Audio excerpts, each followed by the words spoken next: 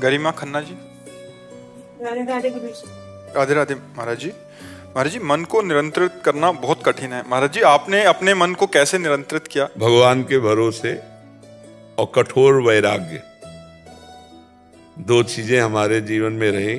कठोर वैराग्य, गंगा का किनारा जो भगवान भेज दे वो पाना, नहीं तो भूखे रह जाना, पर कभी भी भगवत विस्मरण न होने पाए। हर मिनट, हर सेकेंड, हर ऋतु का कष्ट सहते हुए, गर्मी, बरसात, सर्दी, भूख, प्यास, गाली, मार पीट सब सहते हुए भगवान के मार्ग में लक्ष्य था, मुझे भगवत प्राप्ति करनी है, बस मुझे भगवत प्राप्ति करनी है। तो उससे जब लक्ष्य होता है तो फिर सब कुछ सहा जाता है। और सह गया सो साधु, सह जाए सो साधु। साधु की सबसे बड़ी पहचान सहनशीलता। कितना सह सकता है गर्मी, सर्दी, बरसात, भूख, प्यास, ये सब। और पूरा जीवन, अब आज 55 या 60 के बीच में जो भी हो, बचपन से निकले और 55 में होंगे। अब इतनी बड़ी जीवन यात्रा पूरी कष्टप्रद रही, और अब तो और कष्टप्रद हो गई। दोनों किडनी फेल हो गई है, तो डायलिसिस चलता रहता है, और भी कई तरह के कष्ट इसके कारण हैं।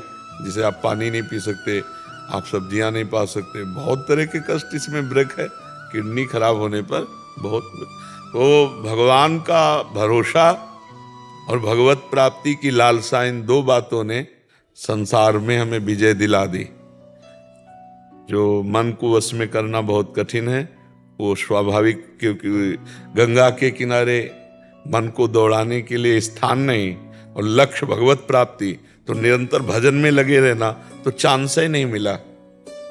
कभी ऐसा चांस नहीं मिला जीवन में, मतलब वृंदावन के सिवा, कि हमने कभी गरम गरम भरपेट रोटी पाई हो पूरे जीवन में, कि ऐसे कोई बनाता जा रहा, हम ऐसे पाते नहीं। जो प्रारब्धवशात कभी दो परेठा, कभी कुछ ऐसे, कभी कोई गुड़ई दे दिया, तो ऐसे पार होता रहा है। यहाँ अब सुविधा मिली है। अब चूंकि भगवान अगर सुविधा ना देते तो बड़ी दुर्दशा हो जाती। कहाँ से डायलिसिस होता? तो भगवान कृपा किए तो यहाँ सुविधा मिली पूरे जीवन में अब आकर, क्योंकि अगर अब सुविधा ना मिलती तो बड़ी दुर्दशा हो जाती।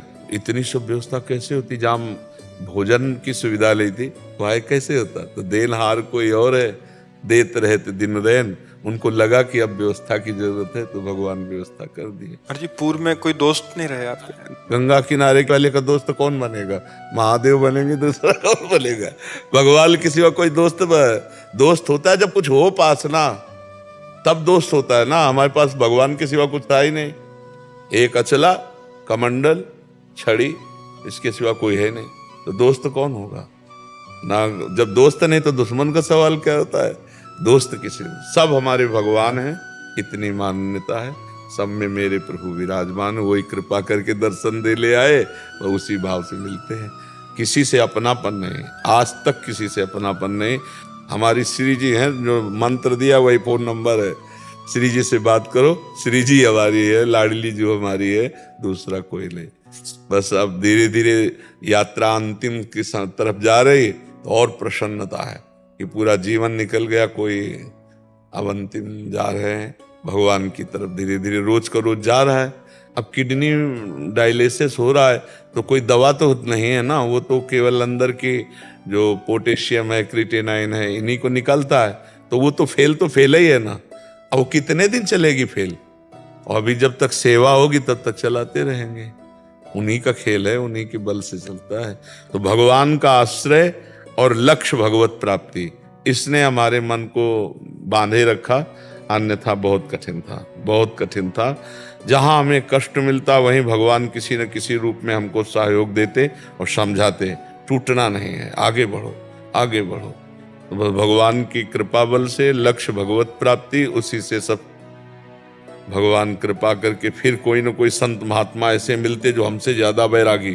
तब लगता है यार, हम तो जवान होकर ऐसे, ये तो वृद्ध होकर ऐसा कष्ट सह रहे, और वैराग्य पुष्ट होता। बहुत कृपा रही, बहुत कृपा। इसीलिए कह रहे हैं आपके समय में मोबाइल जो है ये साधुता के लिए बहुत जहर है, बहुत जहर है। कोई बिरला ही इस जहर से निकल पावे, नहीं तो यही गिरा देता है, यही गिरा देता है। गंदी बातें सब उसमें है, जहाँ मन गंदा हुआ सर्च किए बस गए। जो देखा जाता है, जो सुना जाता है, जो बोला जाता है वही मनन होता है, जो मनन होता है वही परिणाम होता है।